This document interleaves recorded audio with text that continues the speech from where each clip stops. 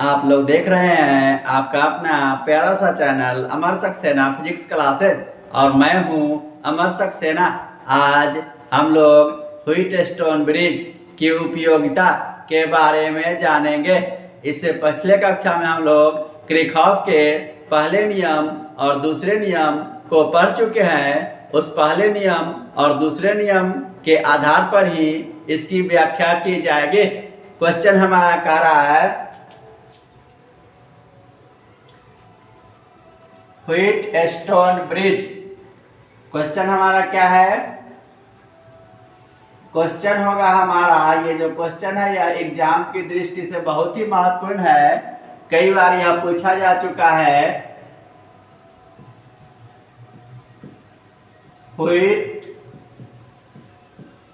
Wheatstone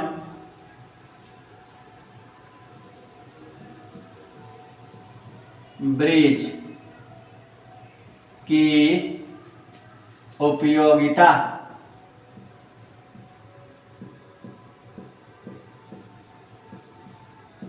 Wheatstone bridge की उपयोगिता पर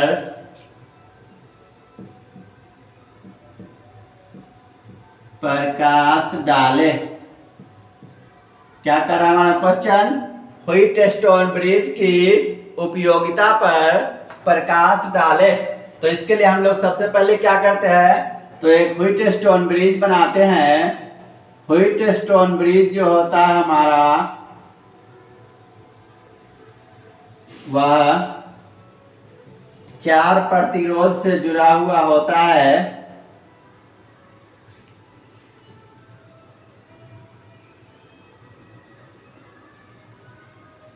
ये हम लोग व्हीटस्टोन ब्रिज बना रहे हैं।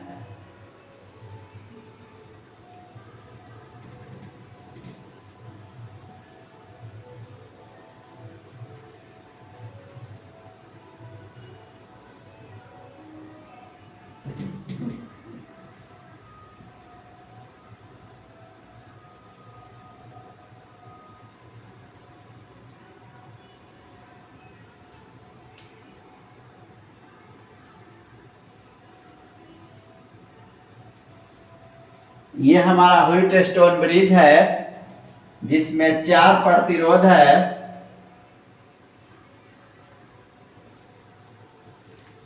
ये 4 प्रतिरोध हमारा P, Q,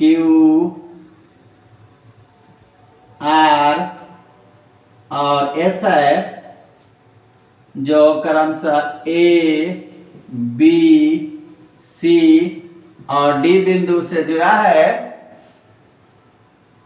B और D के बीच एक गैल्वेनोमीटर G लगा है जिससे IG धारा प्रवाहित हो रही है। और A और C के बीच एक कुंजी के सहारे एक सेल लगा हुआ है। इस सेल से हमारा I धारा प्रवाहित हो रही है। बिंदु C पर कुल धारा हमको I प्राप्त होता है। इस प्रतिरोध P से हमारा I1 धारा, प्रतिरोध Q से हमारा I2 धारा, प्रतिरोध R से हमारा I3 धारा और प्रतिरोध S से I4 धारा प्रवाहित हो रही है। ये संपूर्ण व्यवस्था मिलकर एक व्हीटस्टोन ब्रिज का निर्माण करते हैं। इसकी उपयोगिता जानने के लिए या इसको दूसरे रूप में पूछा जाता है कि व्हीटस्टोन ब्रिज के संतुलन के लिए शर्त। दोनों हमारा क्वेश्चन एक ही है। इसमें दोनों नियम का उपयोग करते हैं हम लोग। किरचॉफ के पहले नियम और दूसरे नियम, दोनों नियम का उपयोग करते हैं। सबसे पहले हम लोग किरचॉफ के पहले नियम का उपयोग करेंगे। कहता है बिंदु B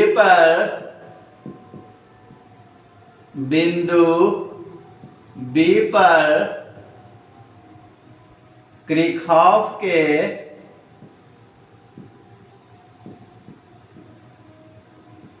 किरचॉफ के पहले नियम से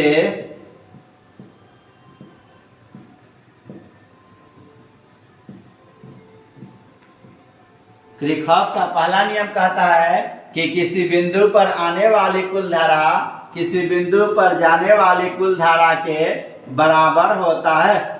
तो बिंदु बी पर हमारा आने वाली धारा है I1 बराबर, बिंदु बी पर हमारा I1 धारा आ रही है और बिंदु बी से हमारा दो धारा IG और I2 और I2 बाहर निकल रही है। I1 बराबर IG प्लस I2। अब कह रहा हमारा कि संतुलन की अवस्था में संतुलन की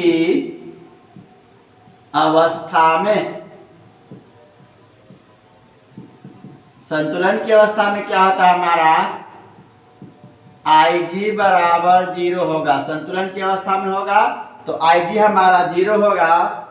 उसी हिसाब से हमारा क्या हो जाएगा I1 बराबर 0 प्लस I2।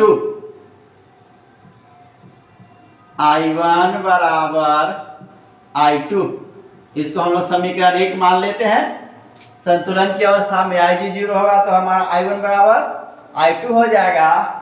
कह रहा इसी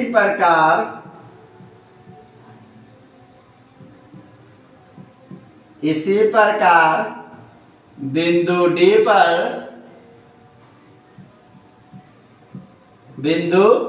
D पर किरचॉफ के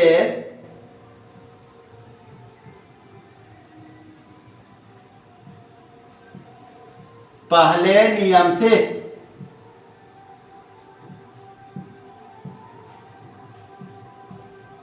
जैसे हम लोग ऊपर चले सेम चलेंगे। बिंदु डी पर हमारा I3 धारा आ रहा है और IG धारा आ रहा है तो हमारा क्या होगा I3 प्लस IG बराबर, बिंदु बी से हमारा केवल I4 धारा बाहर निकल रहा है तो हमारा ये हो जाएगा I4।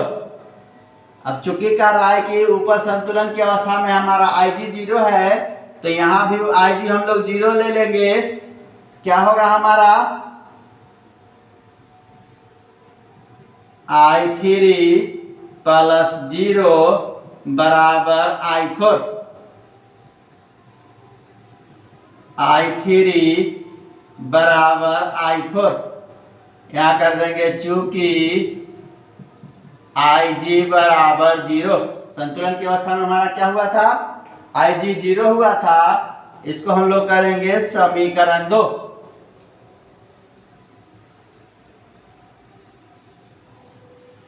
अब हम लोग क्या करेंगे समीकरण 1 में समीकरण 2 से भाग दे रहे हैं। समीकरण 1 में समीकरण 2 से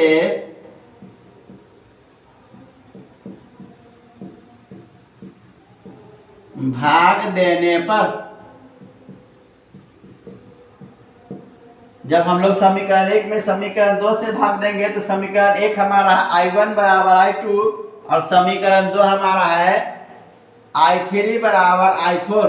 तो हमारा क्या होगा I1 बटे I3 बराबर I2 बटे I4। इतना होगा हमारा I1 बटे I3 बराबर I2 बटे I4। समीकरण 1 का LHS को हम लोग समीकरण 2 के LHS भाग दिए और समीकरण 1 के RHS को हम लोग समीकरण 2 के RHS से भाग दिए। अब हमारा कह रहा है कि बंद परिपथ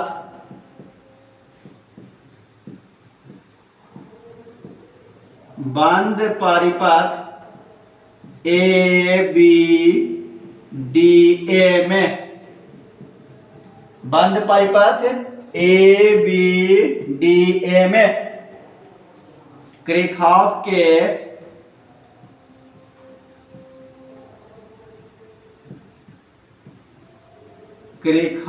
के दूसरे नियम से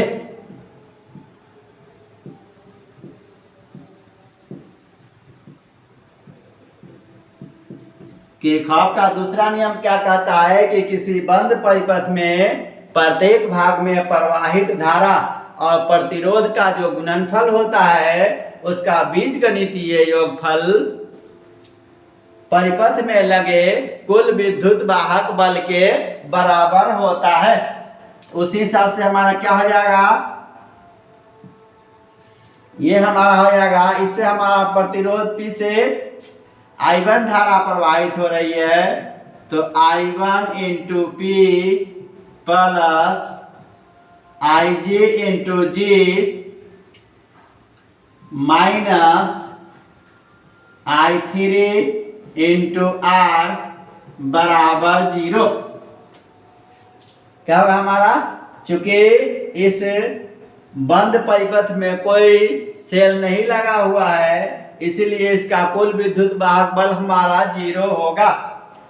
अब कर रहा संतुलन की अवस्था में हम लोग Ig को 0 लेंगे, क्या हो जाएगा हमारा I1 into P plus 0 into G minus I3 into R बराबर 0।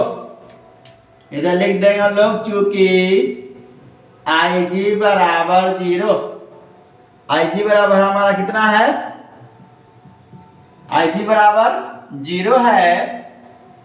इससे अगर हम लोग मान निकालेंगे क्या निकलेगा, I1P, ये हमारा पूरा भाग 0 हो जाएगा और इसको हम लोग बाएं तरफ से दाएं तरफ ले जाएंगे तो हमारा हो जाएगा I3 इंटू R। इस हम लोग I3 को इस तरफ ला रहे हैं तो क्या हो जाएगा हमारा I1 बटे I3 बराबर R बटे P। इसको हम लोग करेंगे समीकरण 1 2 3, चूंकि ऊपर हम लोग समीकरण 1 और 2 मान चुके हैं। कहता है इसी प्रकार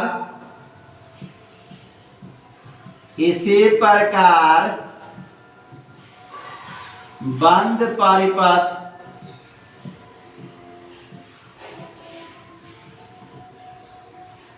परिपथ BCDB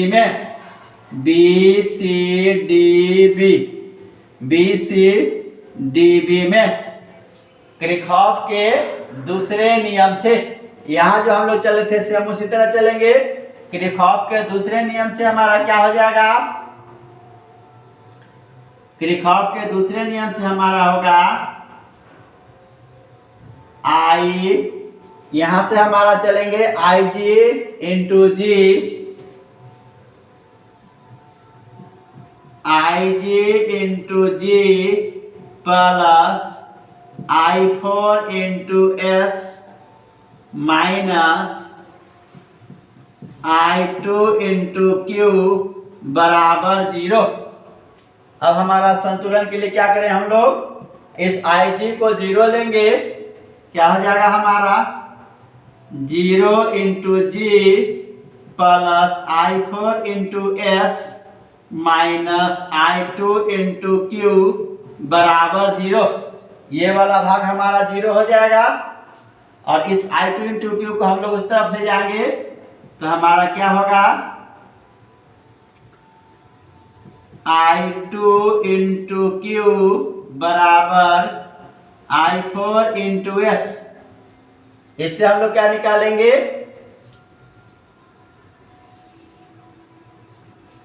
I2 बटे I4 बराबर